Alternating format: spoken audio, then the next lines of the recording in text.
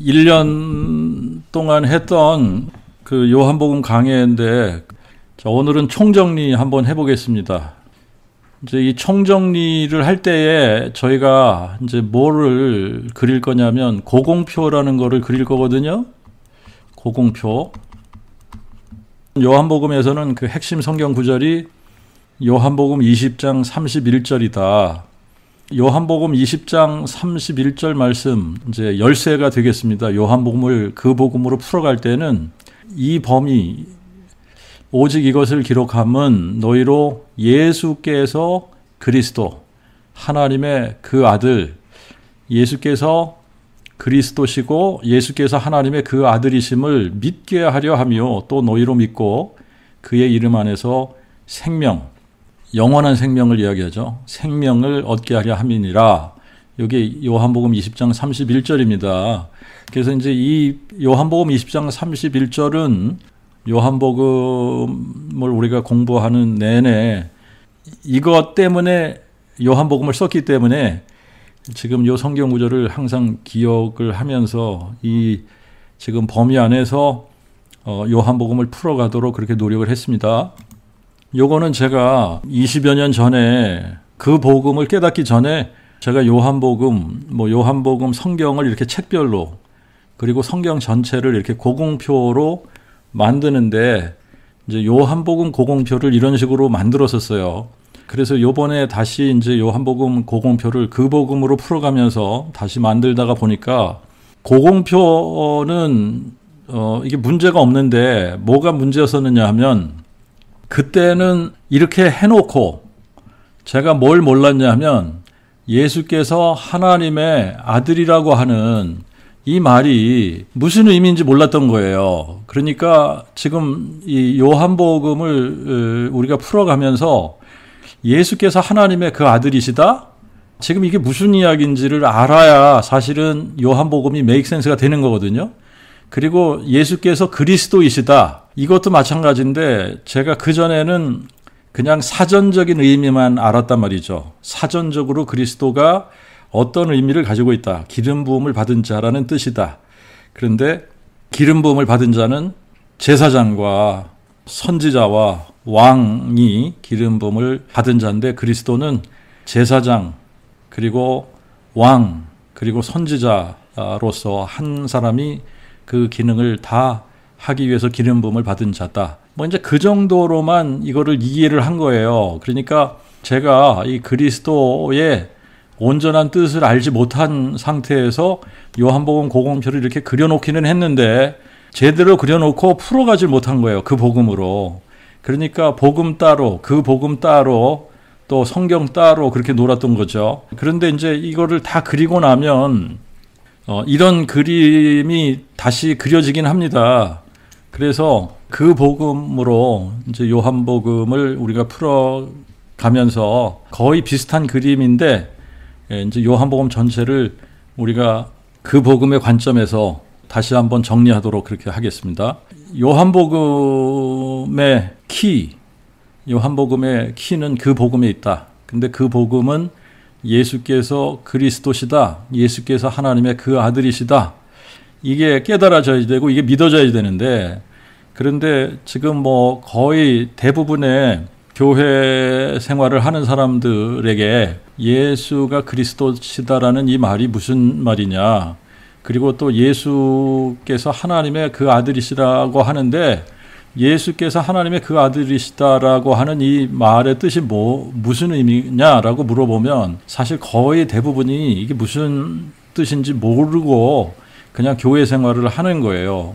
제가 이거를 20년 목회하는 동안 깨닫지 못했던 것처럼 지금도 이거를 깨닫지 못하고 그냥 교회 생활하는 사람들이 거의 대부분이라고 저는 생각을 해요. 자, 그런데 이제 우리가 요한복음을 바르게 이해하기 위해서는 이 그리스도, 예수께서 그리스도시다라고 하는 이 의미와 또 예수께서 하나님의 그 아들이시다라고 하는 이 의미가 성경적으로 그게 무슨 의미인가라고 하는 것을 알아야만 이 요한복음 전체가 그렇구나. 우리가 그 복음으로 이거를 풀어갈 때에 같이 동의하고 깨닫고 요한이 정말 예수께서 그리스도시다. 이게 각 장마다 요한이 이런 관점에서 이렇게 쓴 거구나. 이제 그거를 이해할 수 있을 것 같아요. 요한복음은 총 21장까지 있죠. 그죠? 그림을 그린다 그러면은 이 피쉬 모양을 그릴 수 있을 것 같아요. 그리고 이 피쉬를 특별히 지금 바울이 이방 교회들을 세우면서 이방 교회들이 핍박을 받으면서 나는 예수 믿는 사람이야. 나는 예수를 그리스도, 하나님의 그 아들, 구세주로 믿는 사람이야.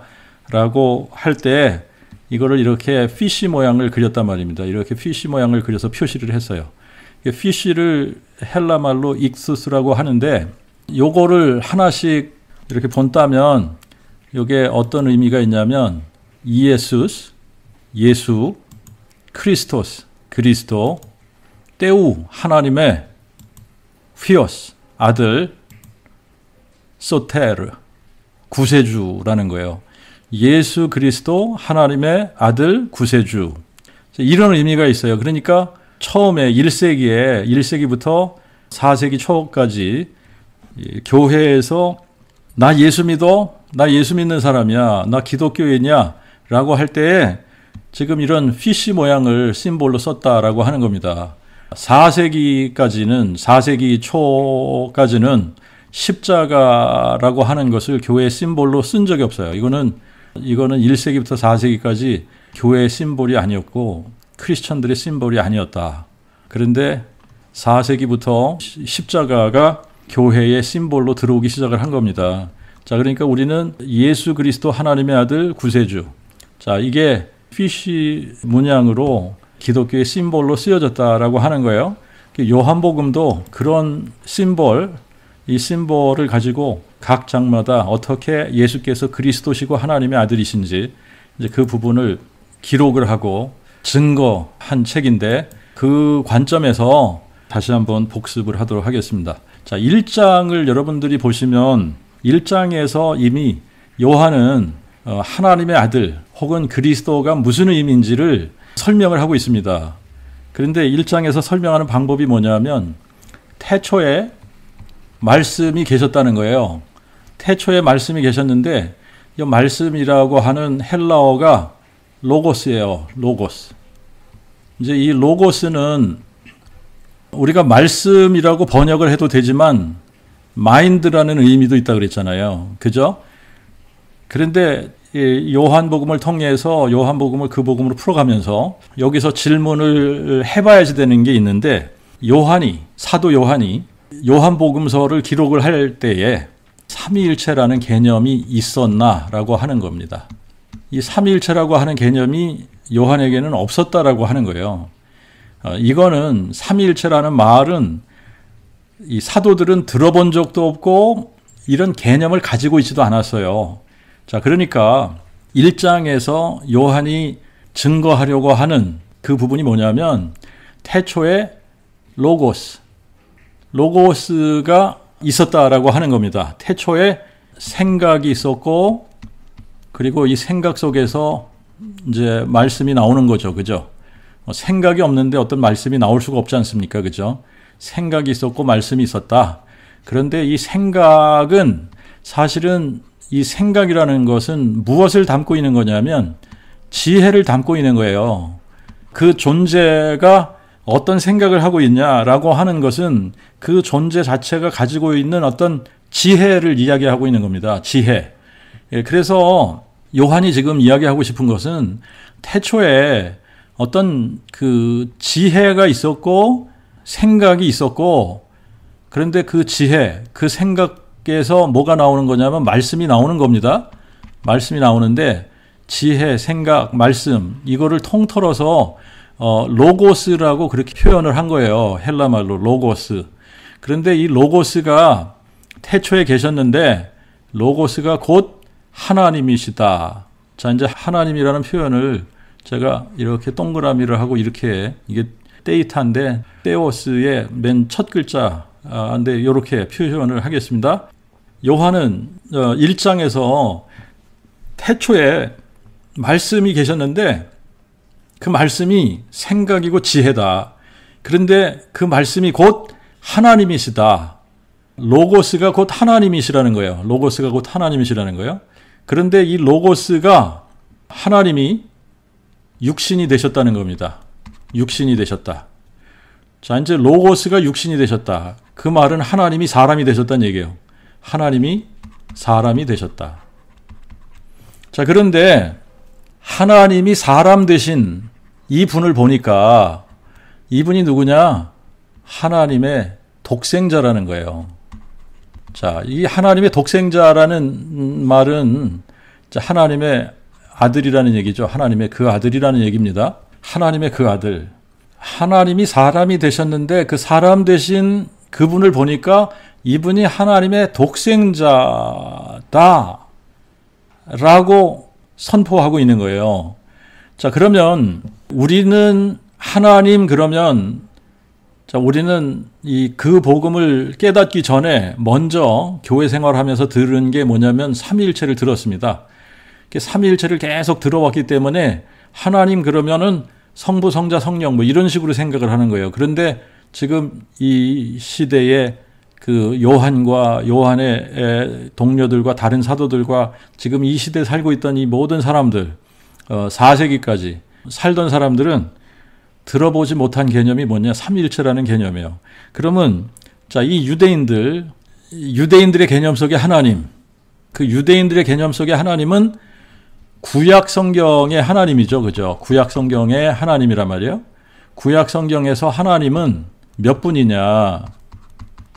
한 분이라는 얘기예요. 한 분. 그러면 그분이 누구냐? 그분이 여호와라고 알고 있는 거예요. 그 외에는 신이 없어요. 그들의 개념 속의 하나님은 누구냐? 그들의 개념 속의 하나님은 여호와 하나님이에요. 여호와 외에는 신이 없는 거예요. 그러니까 이제 요한이 1장에서 뭘 지금 증거하고 있느냐면 태초에 로고스가 계셔. 그런데 이 로고스가 하나님이셔. 그런데 이 하나님이 사람이 되셨어. 사람이 되셨는데 그 사람 되신 분을 보니까 그분이 하나님의 독생자인 거야. 그러니까 이 하나님의 독생자 예수는 누구냐면 여호와 하나님이 사람 되신 분이야. 이 얘기하고 있는 거예요. 요한복음 전체를 통해서 요한이 예수께서 누구라고 지금 증거하고 있는 거냐? 그리스도. 근데 그리스도는 요한의 개념에서 요한이 증거하는 그리스도는 누구냐면 이분은 다윗의 뿌리가 다윗의 자손 되신 분이에요. 그리고 예수는 하나님의 그 아들이다. 하나님의 아들. 근데 하나님의 아들이라는 개념은 하나님이 사람 되신 분이야. 이거를 증거하고 있는 거예요, 지금요. 그럼 다윗의 뿌리는 하나님이거든요. 다윗의 자손은 사람이에요. 그 얘기하고 있는 거예요, 지금요. 예수가 그리스도시고 예수가 하나님의 그 아들이시다라는 이야기는 다윗의 뿌리이신 그분이 다윗의 자손이 되신 분이다. 다윗의 뿌리는 하나님이신데 그러면 하나님은 한 분이고 그분은 여호와니까 여호와 하나님이 사람 되신 분이 예수라고 이야기하고 있는 거예요. 자, 그래서 이제 지금 1절부터 14절까지 그 얘기를 하고 나서 등장시키는 인물이 누구냐면 이 요한, 세례 요한 혹은 침례 요한을 등장을 시키는 겁니다. 이 침례 요한, 하나님께로부터 보내심을 받았다는 거예요. 뭐를 위해서 보내심을 받았냐? 여호와의 길을 예비하는 자로 보내심을 받았다는 얘기입니다.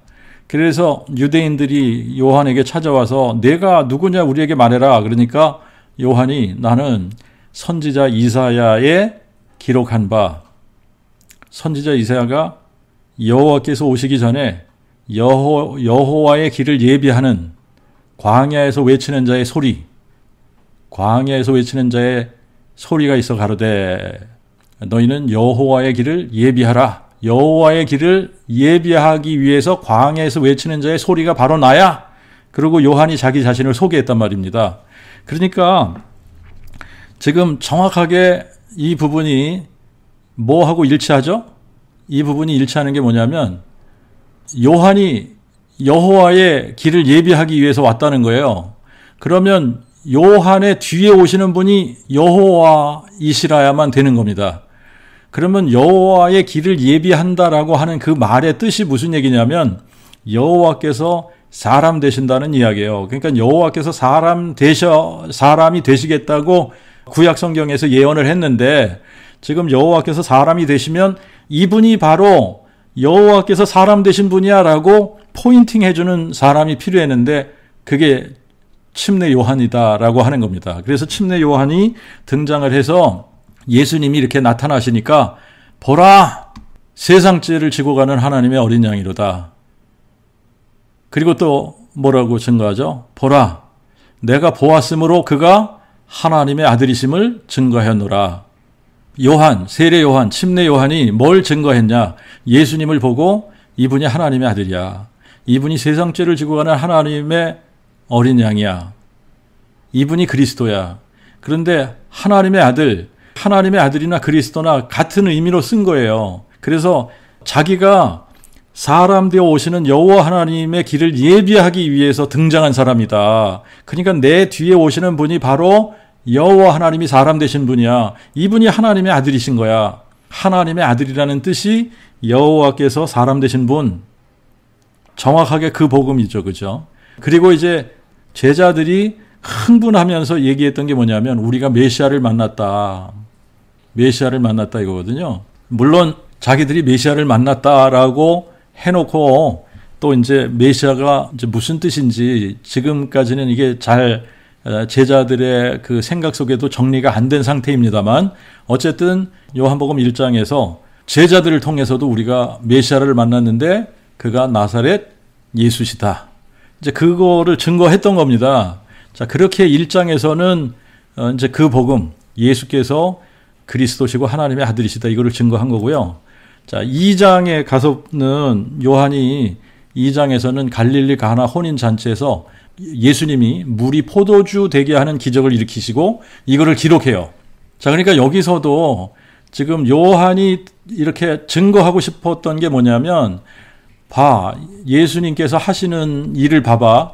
예수님께서 물이 포도주가 되게 하셨어. 이건 누가 할 수 있는 거야? 하나님만 하실 수 있는 거야, 이거는. 그러니까 예수를 하나님이 사람 되신 분이야 라고 증거하고 있는 거예요. 그리고 이 기적을 통해서 예수님은 또 뭘 스스로가 선포하신 거냐 하면 내가 그니라. 이거 선포하신 거예요. 예수님 자신이 내가 그니라 이걸 선포하신 거고 요한은 지금 이 기적을 기록함으로 말미암아 예수가 누구신지 알지? 예수가 여호와 하나님이 사람 되신 분이야. 예수가 그리스도신 거야. 예수가 하나님의 아들이신 거야. 자, 이렇게 증거하는 겁니다. 그 다음에 이제 두 번째, 요한이 뭘 기록을 했느냐면, 이 성전에 이제 6월절이 돼서 예수님께서 성전에 들어가셔서 성전을 다 뒤집어 엎으셨단 말입니다. 그리고 나서 이거를 헐으라고 그랬어요. 성전을 헐어라. 그러면 내가 사흘 만에 다시 일으킬게. 그러면서 요한이 성전된 자기 몸을 일컬어서 하신 말씀이다. 지금 이것도요, 무슨 얘기냐면, 자, 성전이라는 개념. 성전은 하나님의 집이에요. 하나님이 거하시는 집을 성전이라고 그러는 겁니다. 하나님이 거하시는 하나님의 dwelling place가 성전인데, 그러면 이 성전, 자기 몸을 성전이라고 그랬어요. 그러면 예수님의 몸 안에 누가 계시다라고 하는 거냐면 여호와 하나님이 계시다. 그러니까 예수님의 몸은 그래서 성전이시기도 하고 그 다음에 예수님 몸 안에 여호와 하나님이 계시기 때문에 그분이 하나님이신 동시에 예수는 하나님의 아들이신 거예요. 육체로는 하나님의 아들이에요. 그런데 몸 안에 여호와 하나님이 계세요. 그러니까 하나님이시면서 하나님의 아들이신 거예요. 자, 이제 이 부분이 이게 이제 이해가 되어지고 깨달아져야 그 복음이 깨달아지는 겁니다. 성전을 헐어. 그러면 사흘 만에 내가 일으킬 거야. 근데 성전이 예수님의 몸을 가리키는 거다. 그러면 예수님이 정말 하나님의 그 아들이시고 예수님의 몸 안에 하나님이 계셨다. 이거 어떻게 아냐? 이거 알 수 있는 방법은요. 하나밖에 없는데 그분이 부활하신 후에 비로소 깨달아지는 일이에요. 그러니까 이제 요한은 이 부분을 정확하게 1장하고 2장에서 제시를 하는데 예수께서 그리스도시고 하나님의 그 아들이시다. 그런데 그리스도라는 말은 하나님의 아들이라는 말과 같은 의미인데 하나님이 사람 되신 분을 그리스도라고 그러고 하나님의 아들이라고 하는 거야. 자, 그런데 이거를 언제 우리가 알게 되냐? 그분이 부활하신 후에야 알게 되는 일이야. 그렇게 이제 2장을 기록하고 이제 3장으로 가면 3장에는 니고데모가 등장을 합니다. 그죠? 이 니고데모는 어떤 사람이냐면 바리새인이라 그랬어요. 그죠? 바리새인. 그다음에 이스라엘의 티처예요. 이스라엘의 선생을 우리는 랍비라고 그러죠. 랍비. 사내들인 공예원의 일원이에요. 그러니까 뭐 사회적 지위도 있고 많이 배운 사람이고 또 바리새인이니까 율법에 아주 굉장히 밝은 사람이고 이 예수님에 대한 그런 소문과 예수님에 대해서 이제 듣고서 예수님을 찾아와서 이 하나님으로부터 오지 않으면 선생님이 이렇게 하시는 이런 일들을 할 수가 없습니다. 그러니까 예수님께서 다짜고짜 내가 거듭나지 아니하면 하나님 나라를 볼 수 없다. 근데 니고데모가 헷갈리는 거예요. 사람이 어떻게 두 번 거듭나지? 이 나이가 든 사람이 그러면 모태에 들어갔다 다시 나온다는 얘기인가? 어떻게 모태에 들어갔다 다시 나오죠? 뭐 이런 식으로 하니까 내가 지금 이스라엘의 선생이 돼가지고 그거를 모르냐? 뭐 이러면서 거듭남의 원리를 말씀을 하시는데 모세가 광야에서 뱀을 든 것 같이 인자도 들려야 하리니 이 부분을 전부 이렇게 십자가로 해석을 했단 말입니다. 모세가 광야에서 뱀을 든 것 같이 이거를 전부 다 십자가로 해석을 했어요. 그런데 그게 아니라 이제 요 말씀을 하시기 전에 바로 전에 예수님께서 무슨 말씀을 하냐면 하늘에 있는 자 곧 하늘에서 내려온 인자 외에는 아무도 하늘에 올라간 자가 없느니라 그 말씀을 하시거든요. 자, 그러니까 내가 하늘에서 내려왔는데 다시 하늘로 올라가는 거 보면 그게 뭐냐면 부활이거든요. 부활. 이게 땅에서 들리는 거예요. 그게. 자, 그래서 사람들이 십자가를 쳐다본다고 그 사람들이 구원받는 게 아니라 뭘 봐야지 구원을 받느냐면 부활을 봐야지 구원을 받는 거거든요. 그러니까 지금 이 모세가 광야에서 뱀을 든 것은 예수님의 부활 사건을 의미하는 거다.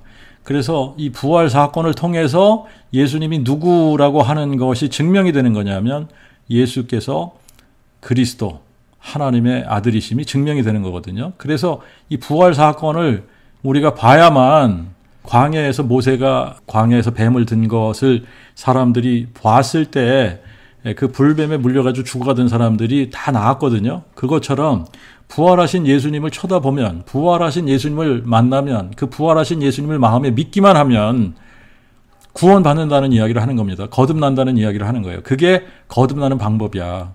그래서 이 부활을 통해서 예수께서 누구라고 하는 것을 알아야 되냐? 여호와 하나님이 사람 되신 분. 이거를 알아야 되는 거야. 자, 그러고 나서 이제 이 3장에서 이거를 뒷받침해 주는 얘기를 합니다. 요한이 뭐라고 여기서 얘기하는 요한은 침례 요한을 얘기하는 거예요. 침례 요한이 나는 그리스도가 아니야.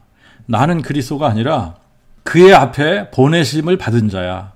이거를 증거할 자들은 너희들이니라. 그러면서 자기 제자들한테 너희들이 가서 그렇게 증거해. 내가 그리스도가 아니야. 나는 그리스도 앞에 보내심을 받은 자야. 자, 그러면 여러분들이 이거 하고 1장에서 나는 여호와의 길을 예비하기 위해서 광야에서 외치는 자의 소리가 나야. 이 얘기를 한 거하고 이게 연결이 되지 않습니까? 여호와의 길을 예비하는 자로 자기가 등장했다. 그게 그리스도의 앞에 보내심을 받은 자다. 그러니까 여호와가 사람 되시는 분을 누구라고 부르는 거냐면 그리스도라고 부르는 거예요. 그러니까 사도 요한의 개념 속에서도 그리스도는 누구냐? 여호와 하나님이 사람 되신 분이야. 침례 요한도 마찬가지예요. 침례 요한도 그리스도가 누구냐? 여호와 하나님이 사람 되신 분, 다윗의 뿌리가 다윗의 자손 되신 분. 그렇게 알고 있는 거예요. 자, 그러니까 지금 1장, 2장, 3장 계속해서 사도 요한은 뭘 증거하고 있느냐면 예수는 여호와 하나님이 사람 되신 분이야. 이거 증거하는 거 아닙니까? 그죠? 자, 그리고 나서 4장에서 이제 이 수가성 여인을 만나지 않습니까? 사마리아의 수가성에서 우물가에서 예수님께서 한 여인을 만나요. 그래서 이 여인에게 예수님께서 물 좀 달라고 하죠. 물을 좀 달라 그러니까 이 수가성 여인이 깜짝 놀라는 거예요. 어떻게 유대인 보아하니까 유대인 랍비 같은데 어떻게 유대인이 사마리아 여인에게 물을 달라고 할 수 있냐. 깜짝 놀라서 그렇게 말을 하니까 예수님께서 뭐라고 말씀하시죠? 내가 만일 하나님의 선물과 너에게 물 좀 달라고 하는 내가 누구인 줄 알았다면 너는 그에게 구하였을 것이고 그는 너에게 생수를 주었으리라. 지금 이 수가성 여인 과거가 복잡하긴 한데요. 이 수가성 여인의 마음속에 어떤 그 갈급함이 굉장히 있었던 것 같아요. 목마름이 있었고 갈급함이 있었던 것 같아요. 그래서 예수님께서 친히 그 수가성 여인을 찾아가신 거죠. 그래서 이 여인이 오히려 이제 예수님께 구합니다. 여기는 뭐 물기를 그릇도 없고 우물은 깊은데 어떻게 이 생수를 얻는다는 거죠. 그러니까 예수님께서 이 물은 너희들이 마셔도 또 목마르니까 또 들어와야지 되지만 내가 주는 물은 마시는 자마다 영원히 목마르지 않는 거야. 나의 주는 물은 그 속에서 영생하도록 솟아나는 샘물이야.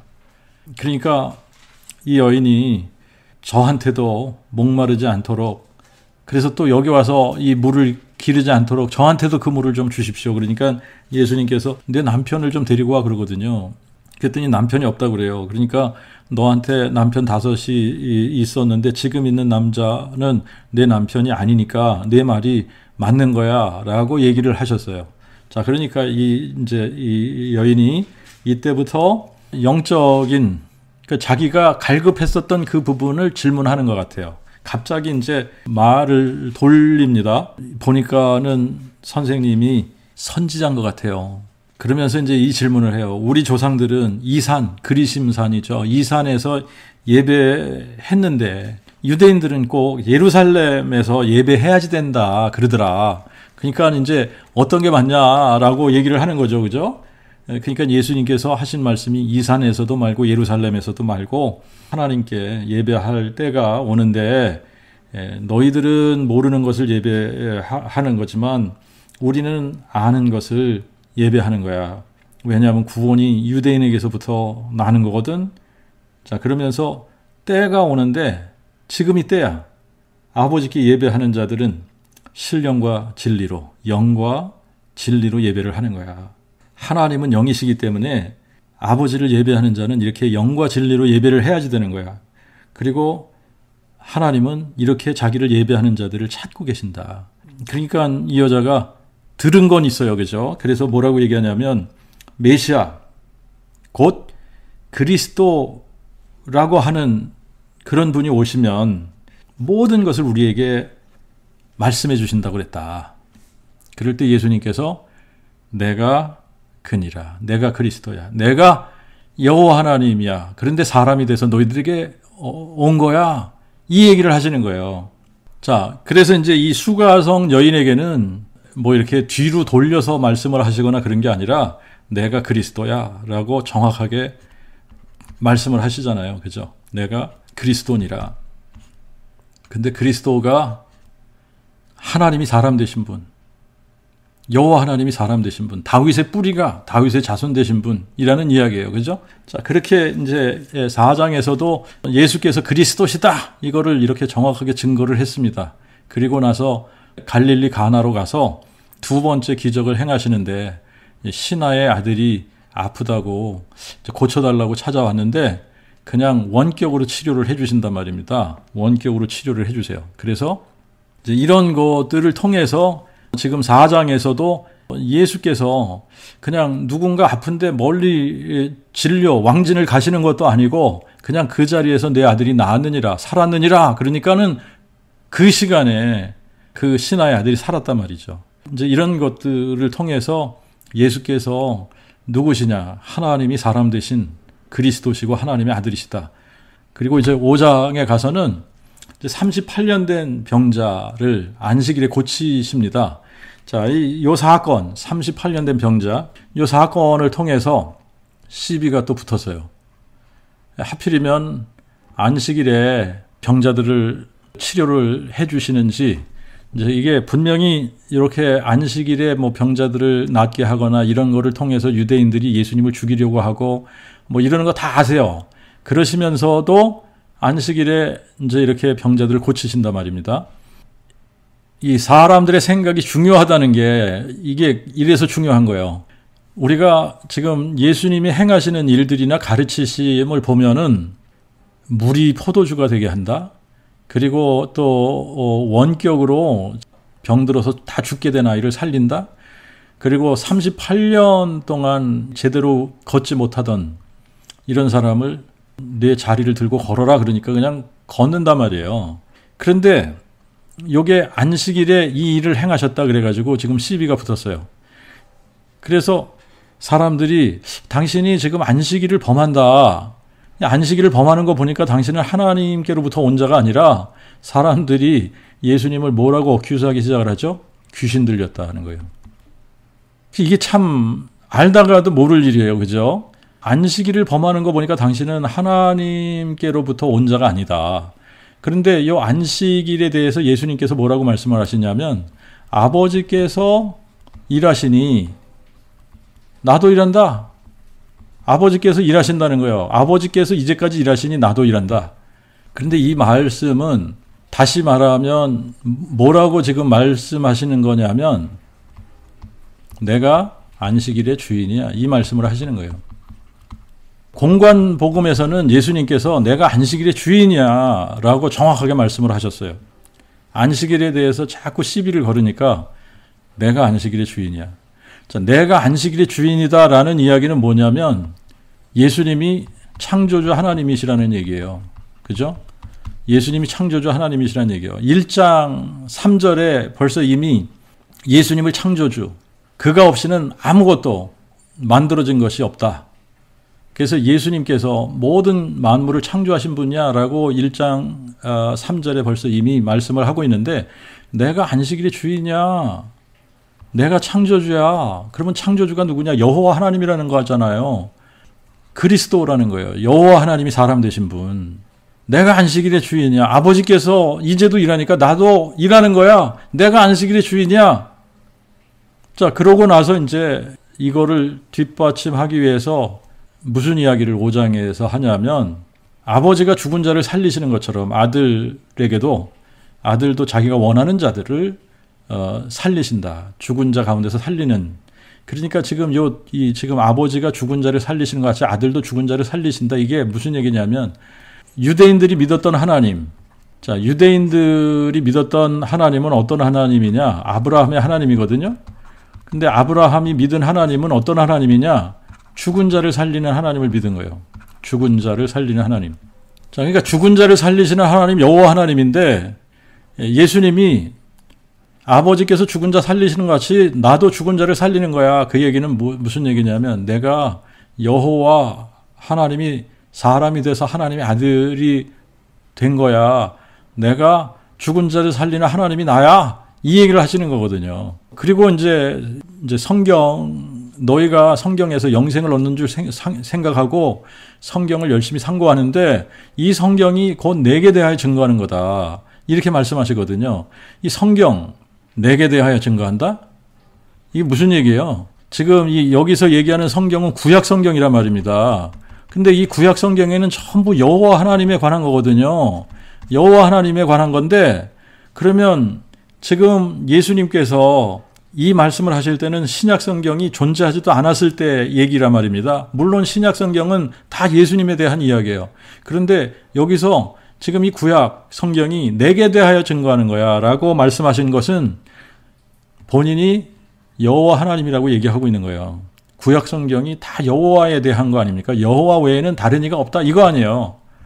우리 하나님 여호와는 한 분 여호와시고 그러니까 너희가 하나님을 사랑할 때 마음을 다하고 힘을 다하고 뜻을 다해서 내 하나님 여호와를 사랑해라. 바로 그분 여호와 하나님이 나야. 성경이 다 나에 대해서 증거하고 있는 거야. 지금 이 말씀하고 있는 거예요. 자, 그 다음에 6장에 가서는 요한이 지금 이제 이거를 또 뭘로 뒷받침을 하느냐면 오병이어의 기적. 오병이어. 자, 이 오병이어는 이거는 인간으로서 도저히 할 수 없는 일 아닙니까? 그죠? 그러니까 하나님이, 예수님이 하시는 일들은 가나 혼인잔치에서 물이 포도주 되게 하는 거, 갈릴리 가나의 신하의 아들을 원격으로 살리시는 거, 그 다음에 38년 된 병자를 낫게 하시는 거, 그 다음에 오병이어의 기적, 그 다음에 이제 그 사건을 기록한 다음에 바다 위를 걸으시는 그 사건을 또 기록을 했는데, 이런 일들이 이 사람으로서는 할 수 없는 일들이거든요. 그러니까 예수님이 누구냐? 예수님이 그리스도시다. 이분이 하나님이신데 사람 되신 분이야. 이분이 하나님의 아들이셔. 이 얘기를 하고 있는 거예요. 바다 위를 걸으시는 이 부분에 대해서는 풍랑을 잠잠케 하시고 예수님께서 배 위에 딱 오르시니까 그냥 목적지에 도착을 했단 말입니다. 그런데 이사야 51장에 보면은 흉흉한 바다를 잠잠케 하시는 이가 누구시냐? 여호와 하나님이시다. 그러니까 이 바다 풍랑을 잠잠케 하시는 이가 여호와 하나님이시라고 그랬는데, 지금 예수님께서 바로 그 흉흉한 바다를 잠잠케 하시고 배에 타시자마자 목적지에 도착을 했단 말이죠. 이거를 통해서 지금 예수께서 하나님의 그 아들, 그러니까 예수님이 이런 기적을 행하실 때마다 예수님 자신이 내가 그니라를 선포하는 거예요. 내가 그니라. 내가 그니라. 이제 그러면서 오병이어의 기적을 체험한 사람들이 예수님을 왕 삼으려고 하고 말이죠. 그러면서 우리 조상들은 광야에서 하늘에서 내리는 그 떡을 먹었는데, 만나를 먹었는데 당신은 무슨 표적을 우리에게 보여줄 거냐? 뭐 이러면서 또 예수님을 시험하지 않습니까? 그죠? 오병이어의 기적도 체험하고 이런 엄청난 기적들을 체험하면서도 또 무슨 표적을 우리에게 보일 거냐? 뭐 이러면서 또 예수님을 또 떠본단 말입니다. 자, 그럴 때 예수님께서 내가 생명의 떡이야. 너희 조상들에게 그 광야에서 신령한 만나를 내려준 그 하나님이 바로 나야. 그런데 너희 조상들은 광야에서 만나를 먹어서도 죽었거니와 내가 주는 떡, 내가 생명의 떡인데 나를 먹는 자는 영원히 죽지 않는 거야. 내가 너희들에게 생명을 주기 위해서 온 거야. 그러니까 여러분, 이게 지금 우리가 그 생각이나 말의 표현 자체를 우리가 이제 그 바꿔서 해야 되는데, 예수님께서 오신 것은 우리를 위해서 죽으러 오셨다. 그게 아니라 예수님이 오신 것은 우리에게 생명을 주러 오셨다. 생명을 주러. 예수님이 주시려고 하는 생명이 뭐냐? 부활이잖아요. 부활. 너희를 살리려고 내가 온 거야. 너희들에게 부활 생명을 주기 위해서 온 거야. 나를 먹어야 내가 마지막 날에 다 살리는 거야. 나를 보고, 아들을 보고 믿는 자, 아들을 보고 믿는 자는 내가 그 마지막 날에 다 살리리라. 그 얘기를 하고 있는 거거든요. 그러면서 이제 예수님께서 믿는 자와 믿지 않는 자를 처음부터 하셨다. 믿지 않는 자들이 누군지, 그리고 자기를 팔 자가 누군지를 처음부터 하셨다. 그러니까 예수님이 어떤 분이냐? 예수님은 처음부터 모든 것을 아시는 하나님이 사람 되신 분, 하나님이 사람 되신 분이야. 자, 그리고 이제 7장에 가면 지금 이 초막절 설교를 하십니다. 그죠? 초막절. 자, 근데 이 초막절은 광야에서 이스라엘 백성들이 텐트를 치고 살았던 그때를 기념하는 겁니다. 그래서 전부 이때가 되면 텐트를 쳐야지 돼요. 태버네클. 텐트를 치면서 일주일을 지내는 절기인데, 광야에서 이 사람들이 텐트를 칠 때에 그들 중앙에, 자, 이제 이거는 여러분들이 이제 뭘 기억을 하셔야 되냐면 출애굽기를 기억을 하셔야 됩니다. 출애굽기를 여러분들이 읽으실 때에 이제 이스라엘 백성들이 광야로 나왔어요. 그죠? 그래서 애굽에서 빠져나와서 지금 홍해를 건너서 사우디, 미디안 지방의 광야에 지금 머물러 있으면서 그때 이제 텐트를 치는데, 그때에 하나님께서 모세에게 텐트를 하나 만들어라. 그러면서 이제 만들게 한 텐트가 뭐냐면, 그거를 우리가 뭐라고 부르냐면 성막이라고 부르죠. 성막. 자, 이 성막이라고 하는 것 자체는 하나님이 이 사람 되셔서 우리 가운데 거하실 것에 대한 하나의 예표란 말입니다. 그러니까 지금 이 성막은 뭐를 상징하고 있었던 거냐면 임마누엘의 상징이다 이렇게 보시면 돼요. 그죠?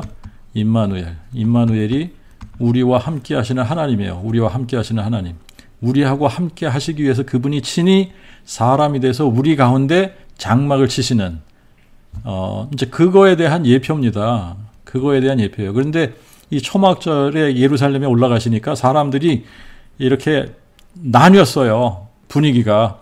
어떤 사람들은 아니 그리스도라고 할지라도 이분보다 이렇게 표적을 더 많이 이분 같은 이 표적을 행하실 수 있을까? 그러면서 이제 이분을 예수님은 좋으신 분이야, 뭐 그리스도야 이렇게 평가하는 사람들이 있었고 아니야 어떻게 그리스도라면 안식일을 범할 수 있냐? 예수라고 하는 이 사람은 사람들을 미혹하는 사람이다. 그러니까 미혹하는 사람, 사기꾼이라는 얘기죠, 그죠? 귀신 들렸다. 뭐 이러면서 지금 한쪽에서는 예수님을 아주 나쁜 사람으로 몰아가고, 근데 어떤 사람들이 더 많았냐? 예수님을 나쁜 사람으로 몰아가는 사람들이 더 많았던 거예요, 그죠? 예. 그래서 초막절에 가서 예수님께서 누구든지 목마르거든 내게로 와서 마시라는 거예요. 이게 초막절 그 행사를 하면서 초막절에는 빛하고 물 이게 두 가지가 아주 중요한 요소인데 이제 맨 마지막 날에 이 물을 부어 가지고 이제 이스라엘에 계속 하나님께서 필요할 때마다 비를 주시고 이 물이라고 하는 것 자체가 지금 생명을 뜻하기도 하거든요. 그렇죠? 물이 있어야 이게 생명이 살거든요. 그래서 이제 이 물에 대한 기원, 그래서 이 물을 풍족하게 내려주셔서 자기네들이 또 한 해를 먹고 살 수 있게 해달라라고 기원하는 어떤 그런 리추얼을 한단 말입니다. 자, 그런데 예수님께서 내가 생명수야. 내가 생명수기 때문에 목마른 자들은 다 나에게 와서 마셔라. 그러면 그 배에서 생수의 강이 흐르리라. 그런데 지금 이 생명수가 무엇을 가리킨다 그랬냐면 성령을 가리킨다 그랬거든요. 성령. 그러니까 이게 무슨 얘기냐면 예수님께서 이제 나중에 죽고 부활하시고 승천하신 다음에 성령으로 다시 오셔서 그들에게 임하시면 그때는 그들의 목마름이 더 이상 존재하지 않는 거죠. 예수 그리스도께서 우리 안에 성령으로 거하시기 때문에 우리의 목마른 것을 다 충족시켜 주시는 거거든요. 이제 이렇게 예수님께서 그리스도시고 하나님의 아들이시다라고 하는 것을 7장에서 이렇게 증거하고 8장에 가서 가늠한 여자를 끌고 와서 가늠한 여자 어떻게 할 거냐 예수님께 물을 때에 예수님께서 요거는 이제 우리가 추측을 하는 거지만 간음이라고 하는 거 여러분들 10계명에 이게 7계명이거든요. 1계명은 하나님 외에 다른 신을 두지 말아라. 2계명은 하늘에나 땅에나 그 어떤 것으로도 아무 형상도 만들지 말아라 라고 하는 거고요. 3계명은 여호와의 이름을 망령되이 일컬지 말아라 라고 하는 거고 4계명은 안식일을 거룩하게 지켜라 그거고요. 5계명은 뭐냐면요. 내 부모를 공경하라. 6계명은 살인하지 말라요. 그죠? 제7계명이 간음하지 말라 이거예요. 지금 요 7계명 요거를 들고 와서 이제 예수님을 시험하는 겁니다. 근데 8계명은 도적질을 하지 말라. 그리고 9계명이 뭐냐면요. 내 이웃에 대해서 거짓 증거하지 말라요. 거짓 증거하지 말라. 근데 예수님께서 이렇게 보시니까 이 사람들이 지금 자작극을 벌이는 거예요. 예수님을 잡기 위해서. 그러면 이 사람들이 지금 거짓 증거하고 있는 거거든요. 그래서 이제 우리가 뭐 추측을 해보는 겁니다만 이 거짓 증거하는 요 부분에 대해서 예수님께서 이제 이 땅에다가 허리를 굽여서 이렇게 쭉 쓰셨다거든요. 그러니까 그거를 이제 보고 나서 사람들이 하나씩 둘씩 다 돌을 집었다가 내려놓고 다 떠난 거예요. 자, 그럴 때 예수님께서 이 여자에게 나도 너를 정죄하지 않는다 그랬거든요. 나도 너를 정죄하지 않아. 그러니까 이제는 sin no more 가서 죄 짓지 마라. 이제 그러고 보내셨단 말이에요. 이런 거를 통해서 이제 요한은 예수님께서 이 지금 모든 것을 아시는 엘로이 모든 것을 감찰하시는 하나님이 바로 예수님이야. 예수님이 그 모든 것을 감찰하시는 하나님인데 사람 되신 분이야. 이 얘기를 하고 있는 거예요. 그죠? 자, 그 다음에 이제 8장에서 계속 이어가면서 요한이 어떻게 예수께서 그리스도이신 것을 증거하냐면, 그리고 나서 뭐라 그러냐면, 너희가 그 진리를 알지니 그 진리가 너희를 자유케 하리라 그래요. 진리를 알면 그 진리가 너희를 자유케 하는 거야. 근데 그게 이제 그 말씀을 하시면서 내가 바로 그 진리야. 여호와의 말씀이 그 진리인데 그 진리를 너희들이 알면 그 진리가 너희를 자유케 하는데 내가 그 진리니라. 내가 그 진리를 증거하기 위해서 너희에게 온 거야. 내가 그니라가 그 진리야. 그래서 내가 그인 줄 너희가 믿지 아니하면 너희는 여전히 너희 죄 가운데서 죽는 거야. 이제 그 말씀을 하신단 말이에요. 이것처럼 또 정확하게 예수님이 내가 그인 줄 믿지 아니하면 이렇게 아주 익스플리시트하게 선포하신 그런 말씀도 없단 말이죠. 근데 정확하게 예수님께서 바로 내가 그니라 이걸 선포하신 거예요. 자, 이제 이런 대화 끝에 예수님께서 아브라함이 나의 때 보기를 즐거워하다가 역시 보고 기뻐하였느니라. 이제 이 말씀을 하니까 아니 우리가 보기에는 50도 안 되는데 아니 네가 아브라함보다 먼저 있었다고 뭐 그러니까 예수님께서 여기서 또 내가 그니라를 선포하시는데 어떻게 선포하시죠?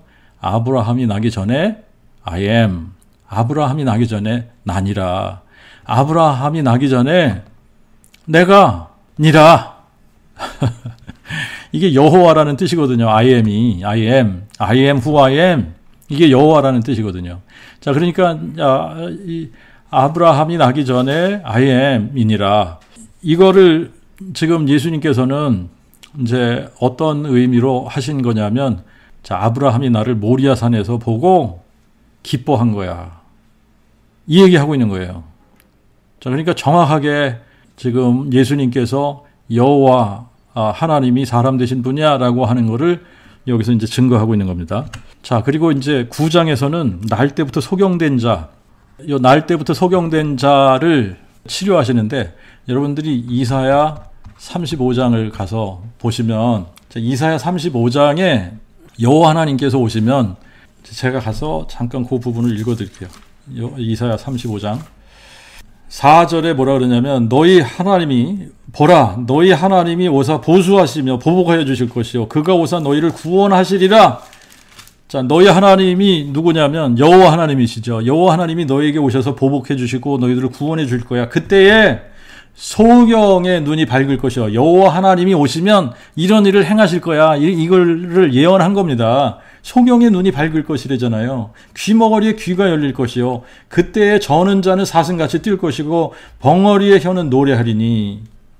자, 이게 정확하게 선지자들이 여호와 하나님이 너희들에게 가시게 되면 이런 일들이 일어날 거야 라고 증거한 거거든요. 그러니까 날 때부터 소경된 자, 이 날 때부터 소경된 자가 눈을 뜬 사건은 예수님이 누구라고 증거하는 거냐면 여호와 하나님이라고 증거하는 거예요. 예수님이 여호와 하나님이야. 이분이 여호와 하나님이 사람 되신 분이야. 이거 증거한 거예요. 자, 10장에는 이 예수님을 선한 목자, 예수님 자신이 이제 에고 에이미 이런 표현을 쓰신 겁니다. 나는 선한 목자다. 나는 선한 목자야. 그런데 이 선한 목자 그러면 여러분들이 이 구약에서도 여호와를 목자로 표현을 했단 말입니다. 그리고 이제 다윗이 부른 그 시편, 다윗이 읊은 시편 중에서 시편 23편이 그 유명한 여호와는 나의 목자신이 아닙니까? 그러니까 선한 목자 예수님이 여호와 하나님, 목자이신 여호와 하나님이라고 이야기를 하는 거예요. 그러면서 예수님이 나와 아버지는 하나니라. 나와 아버지는 하나라잖아요. 여호와 하나님이 사람 되신 분이 예수님이라고 얘기하고 있는 거예요. 자, 그리고 이제 11장 굉장히 중요한 챕터죠. 그죠? 요한복음 11장에 죽은 나사로를 살리시는 요 사건, 죽은 나사로를 살리세요. 자, 이제 요게 7번째 기적을 베푸시는 요한복음에서 이게 7번째 기적이에요. 그러면서 이제 예수님이 나는 부활이요 생명이니 내가 이것을 믿느냐? 마르다에게 하신 말씀이지만 우리 모두에게 하신 말씀입니다. 나는 부활이요 생명이야. 나를 믿는 자는 죽어도 살겠고 무릇 살아서 나를 믿는 자는 영원히 죽지 아니하리라. 그러면서 내가 이것을 믿느냐? 자, 이 너무나 중요한 건데요. 이제 예수님이 내가 부활이요 생명이라는 거는 내가 생명의 근원이야. 내가 죽은 자를 살리는 자야. 내가 사망을 삼키고 승리하는 자야. 내가 여호와야. 이 말씀을 하시는 거예요. 이 사건이 있은 후 얼마 되지 않아서 이제 예수님께서 나귀를 타고 예루살렘에 입성을 하십니다. 근데 이 나귀 타고 예루살렘에 입성하시는 이 사건은 지금 스가랴 9장 9절의 성취거든요. 이거를 보여주는 겁니다. 사복음서가 다 이거를 기록하고 있습니다만 요한도 지금 이거를 기록을 하시면서 여호와의 이름으로 오시는 이여, 사람들이 지금 나가서 호산나 호산나 그러면서 지금 여호와의 이름으로 오시는 이여 라고 기록을 했단 말이에요. 그 사람들이 외치는 것을 그대로 기록을 한 거예요. 그죠? 자, 여호와의 이름으로 오시는 여호와 하나님이 사람 되신 분을 의미하는 겁니다. 예수님이 바로 여호와가 사람 되신 여호와 하나님이 사람 되어 우리에게 오신 분이야. 이 얘기를 하는 거예요. 그래서 이제 12장에 가서 보면 예수님이 나를 믿는 것은 아버지를 믿는 거다라고 얘기를 하시거든요. 나를 믿는 것은 아버지를 믿는 거야. 이 얘기는 무슨 얘기예요? 나하고 아버지는 하나야. 10장에서 나와 아버지는 하나다 라고 얘기한 것처럼 여기서 똑같이 얘기하는 거예요. 나를 믿으면 아버지를 믿는 거야. 자, 그래서 이제 이사야가 뭐라고 그랬냐면 이사야 6장의 요 부분을 지금 이제 여기서 요한은 인용을 하는 겁니다. 이사야가 예수의 영광을 보고, 이게 이제 전수성경에서는 정확하게 예수의 영광을 보고 이렇게 기록을 했는데, 이사야가 여호와의 영광을 본 그 사건, 그게 예수의 영광을 본 거야. 이렇게 기록을 했거든요. 그러니까 아버지와 아들, 여호와 하나님과 예수 한 분이라는 거죠. 동일한 분이라는 거예요. 다른 분이 아니라는 거예요. 그게 그리스도라는 의미고 그게 하나님의 아들이라는 의미인 겁니다. 자, 그리고 이제 13장에 가서 보니까 13장은 이제 6월절 만찬을 하는데, 지금 이 6월절 만찬 요거는 예수님께서 1장에 여기 제가 기록은 안 했습니다만 1장에 여기 보면은 요한이 나와서 보라 세상 죄를 지고 가는 하나님의 어린 양이로다 그러거든요.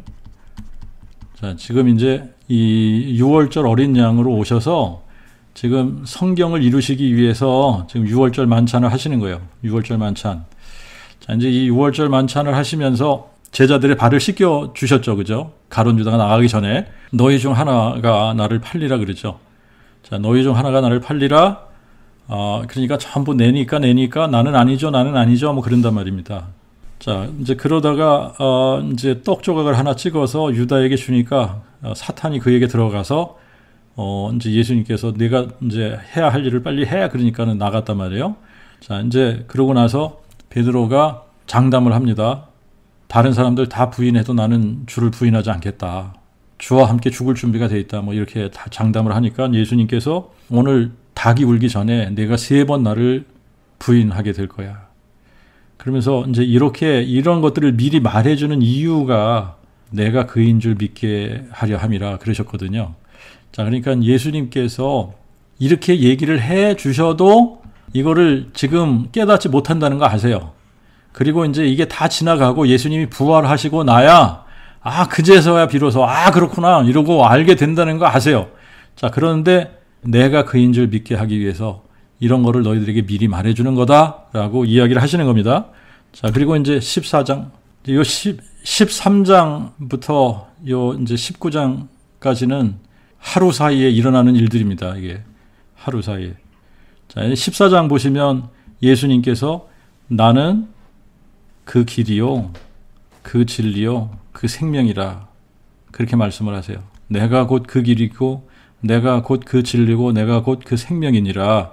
그래서 아무도 나로 말미암지 않고는 아버지께로 올 자가 없다 그래요. 자, 그러시면서 여기서도 정확하게 예수님께서 나와 아버지가 하나야 라고 말씀을 하시는 거예요. 나를 알면 아버지도 알았고 나를 본 자는 아버지도 본 거야. 자, 그러니까 내가 아버지야 이 얘기를 하시는 거예요. 내가 아버지하고 똑 닮았어 라고 얘기하시는 게 아니에요. 나를 봤어? 그러면 이제 아버지를 본 거야. 나를 알았어? 그러면 이제 아버지를 아는 거야. 왜 그러죠? 나와 아버지는 하나이기 때문에. 나와 아버지는 하나야. 자, 이게 이제 14장입니다. 자, 그리고 이제 15장에 가서는 포도나무 비유를 말씀을 하세요. 그죠? 포도나무 비유. 예수님께서 참 포도나무라는 거예요. 우리는 가지라는 겁니다. 가지가 이 포도나무에 딱 이렇게 접붙임을 받아야 이 가지에서 열매들이 맺는다는 거죠. 이 가지에서 열매를 많이 맺어야 영광을 하나님께서 받으신다라고 하는 건데, 이 열매 맺는 비결을 말씀을 하세요. 열매 맺는 비결. 열매 맺는 비결이 내 안에 거하라 라고 하는 거거든요. 내 안에 거하라. 내 안에 거하라라는 말씀은 순종이 비결이에요. 이게 비결이 있는데 내 안에 거하는 비결은 뭐냐면 순종입니다. 순종이 비결이에요. 근데 이 순종의 비결이 있다고 그랬죠. 순종의 비결은 뭐라 그랬죠? 사랑이라고 그랬죠. 사랑이 순종의 비결이라고 그랬어요. 그죠? 그런데 또 사랑의 비결이 있다고 그랬습니다. 사랑의 비결. 이 사랑은 알아야 사랑한다고 그랬어요. 그죠? 아는 것이 비결이에요. 알아야 사랑을 해요. 자, 그런데 아는 것의 비결이 있지 않습니까? 아는 것의 비결. 그 복음이 비결이에요. 그 복음을 모르면 예수님을 알 수가 없어요. 예수님을 알 수가 없으면 예수님 사랑할 수 없고, 예수님 사랑이 안 되면 순종이 안 되고, 순종이 안 되면 예수님 안에 거할 수가 없고, 그래서 열매를 못 맺는 겁니다. 이거는 그래서 결국은 열매 맺는 비결이 뭐냐면 그 복음이에요. 그 복음.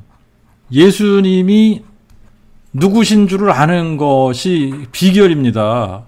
그 복음을 통해서 어떻게 해요? 아, 예수 그리스도, 예수께서 그리스도시구나. 이게 깨달아지면 예수께서 그리스도시고 하나님의 아들이시구나. 이분이 여호와 하나님이 사람 되신 분이구나.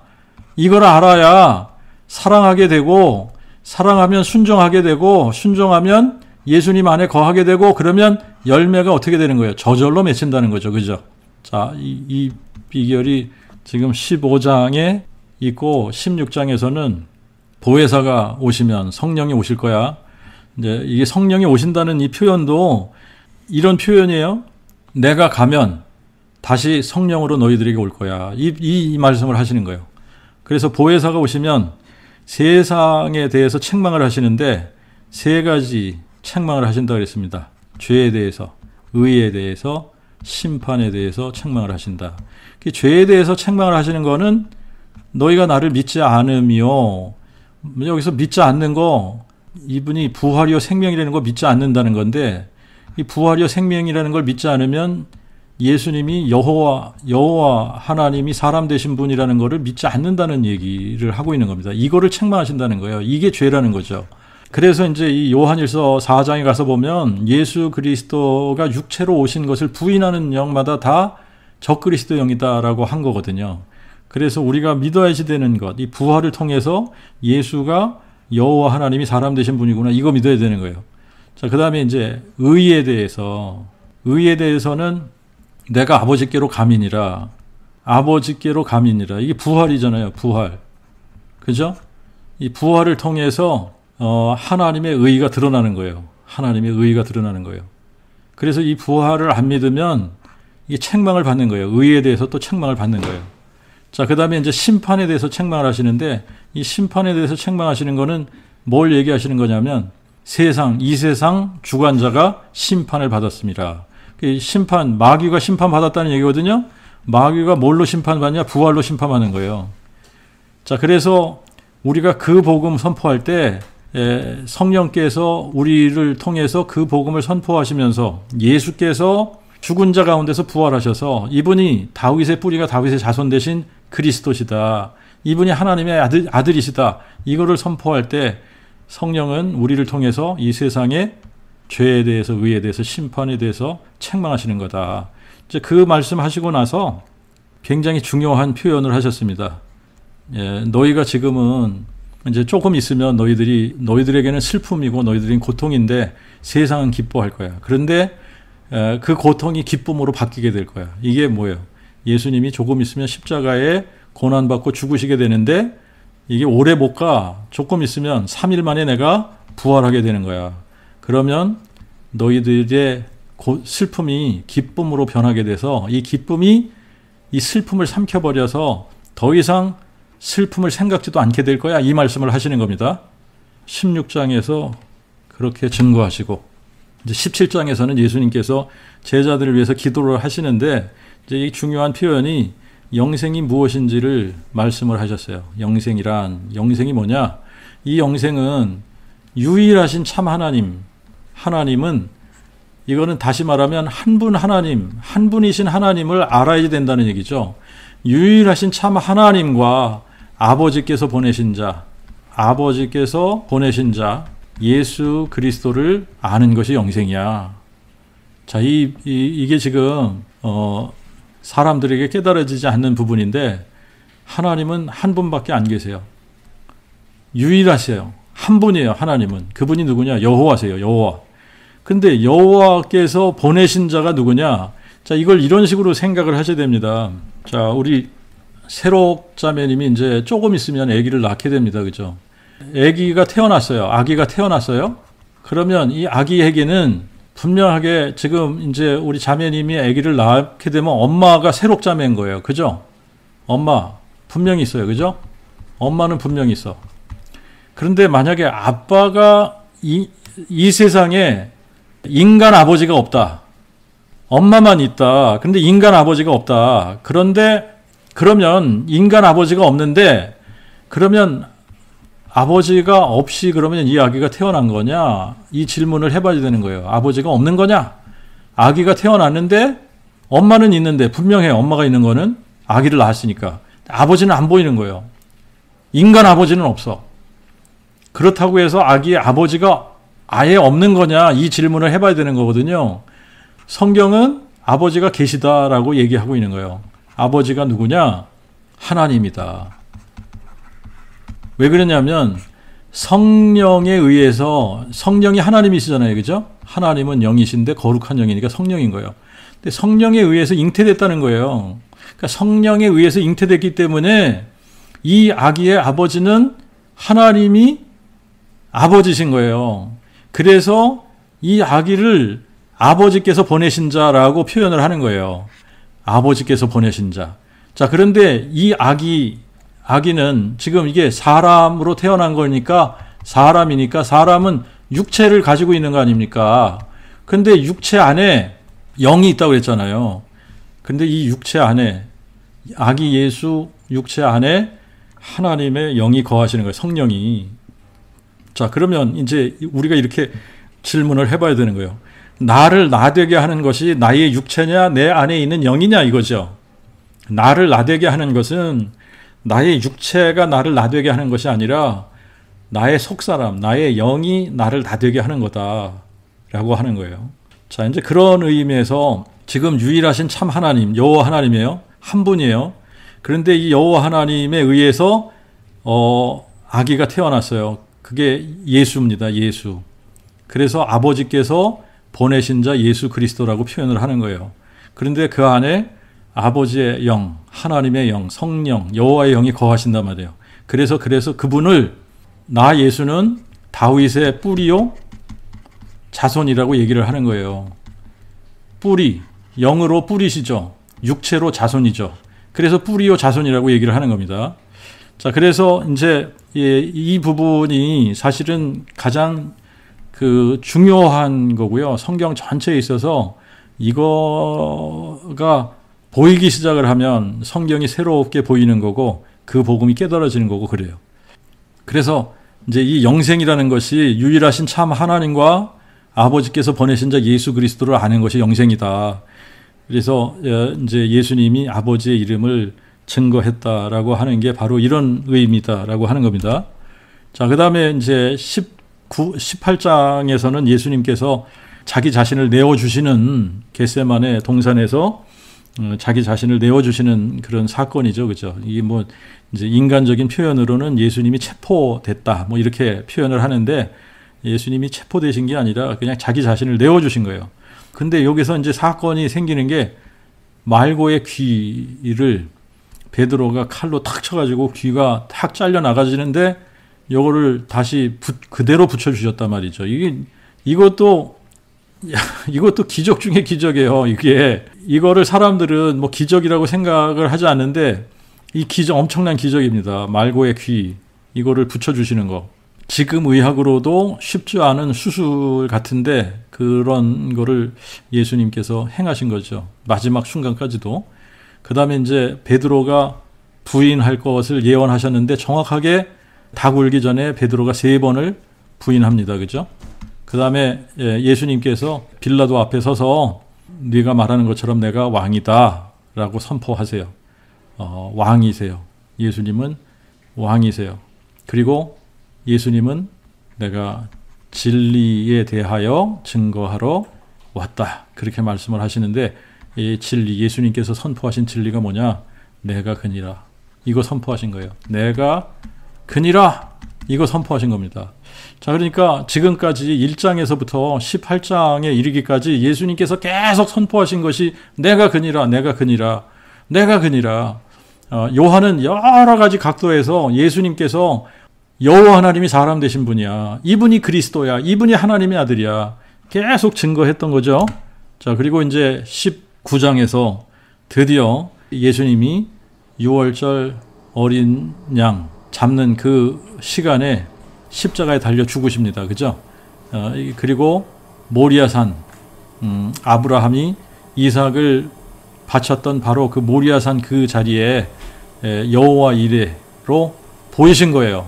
여호와께서 보이실 것이다 그랬는데 여호와께서 정말 모리아산에 보이셔서 6월절 어린 양으로 희생 제사를 인간의 죄를 위한 완전한 제사를 단번에 지금 이 모리아산에서 드리신 거다. 그리고 이렇게 하신 것은 만세전에 계획하신 일들을 다 이루신 거고 성경을 응하게 하기 위해서 예수님께서 자기 자신을 십자가에 내어 주신 거예요. 그리고 이제 드디어 20장이 되면 이 부활을 통해서 예수님께서 1장에서부터 지금 쭉 해왔던 모든 것들을 여기서 부활이라고 하는 이 엄청난 사건 한 방으로 모든 것을 다 확증하시는 거예요. 그래서 예수님은 정말 말씀하신 대로 죽은 자 가운데서 3일 만에 부활하셨고 이제 이 부활하셔서 제자들에게 나타나 보이셨어요. 그런데 이제 이 도마가 없을 때 제자들에게 나타나셨다가 도마가 내가 그분의 못 자국 난 손을 만져보고 옆구리를 내 손가락을 집어넣어 봐야 그제서야 내가 믿겠다 그러니까 8일 후에 도마가 제자들과 같이 있을 때 나타나셨습니다. 그럴 때 도마가 고백한 게 뭐예요? 나의 주, 나의 하나님이시니다. 이 굉장히 중요한 표현입니다. 자, 이게 궁극적으로 지금 이 모든 것을 기록한 이유가 예수님이 우리의 주님이시고 우리의 하나님이시다. 이분이 우리의 영존하신 아버지가 한 아기로 한 아들로 우리에게 오셔서 우리에게 영원한 생명, 부활 생명을 주시기 위해 우리와 같은 모습으로 이렇게 오셔서 자기의 몸을 십자가에서 완전한 제물로 속죄 제물로 자기 몸을 내어주시고 그리고 부활하셔서 부활로 하신 게 뭐예요? 마귀를 멸하신 거죠. 그죠? 마귀를 멸하시고 사망을 삼키셨어요. 사망을 삼키시고 생명과 죽지 아니함을 드러내신 겁니다. 자, 이게 요한이 이거를 증거하기 위해서 이거를 썼다는 거 아니에요. 예수가 누구시냐? 예수가 우리의 주님이시고 우리의 하나님이시다. 이분이 하나님이 사람 되신 그리스도고 이분이 하나님의 아들이시고 이분이 우리의 구세주 주님이셔. 이거를 증거하기 위해서 지금 요한이 이것을 기록했다라고 하는 겁니다. 그리고 이제 마지막 21장에 가서 예수님께서 세 번째 제자들에게 나타나셔서 이제 이 베드로에게 내가 나를 사랑하느냐? 아가파스메 이렇게 묻는다고 했잖아요. 그죠? 아가파스메. 그런데 아가페 사랑으로 나를 사랑하느냐라고 물으셨지만 이제 베드로의 고백은 뭐라 그랬죠? 베드로의 고백은 네 주님이라고 대답을 했으면 네 주님 이렇게 대답을 했으면 네 아가페 사랑으로 주님을 사랑합니다. 이렇게 이게 맞는데 네 주님 그렇게 대답을 해놓고 어떻게 해요? 주께서 내가 아가페 사랑으로 주님을 사랑하지 못하는 거 아시죠? 저는 필레오 사랑으로밖에 주님을 사랑하지 못해요. 저는 필레오 사랑으로 주님 사랑한다는 걸 주님이 아시잖아요. 라고 대답을 한 겁니다. 자, 이게 이제 내가 나를 사랑하느냐 이거 3번을 물으신단 말이에요. 근데 3번째는 필레이스메 이렇게 물으신다고요. 내가 그러면 필레오 사랑으로 나를 사랑하느냐? 라고 물으시잖아요. 그죠? 그럴 때 베드로가 똑같이 대답하죠. 주님이 아십니다. 모든 것을 다 아십니다. 제가 주님을 필레오의 사랑으로 사랑한다는 거. 그 주님이 아십니다. 자, 그럴 때 예수님께서 하신 말씀이 뭐냐면 너는 나를 따르라. 자, 이제부터 우리가 사람 낚는 어부가 되는 거야. 그래서 지금부터 우리가 세상을 업사이드 다운 하는 거다. 그 일에 내가 나와 함께 하는 거야. 자, 우리는 정말 베드로처럼 주님을 목숨을 다해 주님을 사랑할 것 같은 그런 마음이 있을지라도, 실제로 그렇게 하지 못한다는 거 주님 너무나 아시는 거예요. 아시면서도 이렇게 물으시는 겁니다. 그러면서 내가 정말 그 필레오의 사랑으로 나를 사랑한다고 할지라도 나는 만족해. 너는 나와 함께 이 세상을 뒤집는데 그 복음을 선포하고 사망을 생명으로 바꾸는 그 일을 위해 너는 내 양들을 먹이고 돌보는 일을 해라. 자, 이제 이게 21장입니다. 그래서 이제 우리가 결론을 어떻게 내려야지 되는 거냐면 정말 예수께서 그리스도시고 하나님의 아들이시다. 이것이 알아졌다. 이게 깨달아졌다. 예수께서 그리스도시고 하나님의 그 아들이시다. 그래서 그분이 우리의 구세주시다. 그분이 나의 주 나의 하나님이시다. 자, 이게 깨달아지면 게임 끝이라는 거예요. 사실 이게 깨달아지기만 하면 그러면 마음에 믿을 수밖에 없고, 자, 마음에 믿어지면 어떻게 되는 겁니까? 우리가 구원을 받으면 성령이 임하고, 성령이 임하면 어떻게 돼요? 우리를 땅끝까지 예수의 부활의 증인이 되게 하고 그 복음의 일꾼이 되게 하셔서, 자, 이제 요 한 사람이 나가서 그 복음을 선포해서 2명의 제자를 만들었다. 사실 요거 하나면 끝나는 겁니다. 이게 2명만 만들면 이 사람들은요, 또 나가서 2명씩 할 수밖에 없거든요. 죽을 때까지 그 복음을 외치게 되니까 이 2명이 또 2명씩 하면 4명이 되죠. 그러면 이 사람들이 또 나가서 2명씩 하게끔 되어져 있습니다. 이거는 하지 말라고 해도 하게끔 되어져 있어요. 그래서 이게 놀라운 거예요. 자, 그래서 한 사람이 시작을 하더라도 이게 몇 해만 걸치면 30회만 걸치면 10억의 그 복음의 일꾼들이 나온다. 정말 예수께서 그리스도시고 하나님의 그 아들이시다. 이거를 선포하는 그 복음의 일꾼들이 10억이라고 하는 이런 일꾼들이 30회만 지나면 10억의 일꾼들이 나오게 된다. 자, 이거를 예수님이 바라보신 겁니다. 그죠? 이걸 바라보신 거예요. 그리고 이때부터 제자들이 나가서 예수는 그리스도시요 하나님의 그 아들이시다. 그리고 그분이 우리의 주님이시고 우리의 하나님이시다. 이거를 계속 선포한 겁니다. 예수가 하나님이 사람 되신 분이야. 우리에게 영원한 생명을 주시기 위해 그분이 우리와 같은 육체를 가지고 이 땅에 오신 분이야. 자, 이거를 죽을 때까지 선포하게 된 겁니다. 자, 그래서 이제는 내가 나를 따르면서 너는 늙어서 죽을 거고, 내가 원치 않은 길로 가서 내가 2 팔을 벌려 죽을 거야. 십자가의 죽음을 죽을 거라고 하는 것을 알려주신 겁니다. 그렇지만 그렇게 베드로가 된다고 하는 것을 아는 것 자체가 베드로에게는 너무나 큰 축복이었다라고 하는 겁니다. 우리도 마찬가지라고 생각을 해요. 정말 우리가 그 복음이 마음에 깨달아져서 우리가 순교하는 영광을 얻게 된다라고 우리가 안다면 그것은 우리한테 너무나 큰 축복으로 다가올 거라고 생각을 해요. 자, 이렇게 요한복음이 끝났습니다. 요한복음. 여기까지 요한복음 총정리를 했는데 여기까지입니다. 여기까지. 오늘은 여기까지 하겠습니다. 우리 잠깐 같이 기도하겠습니다.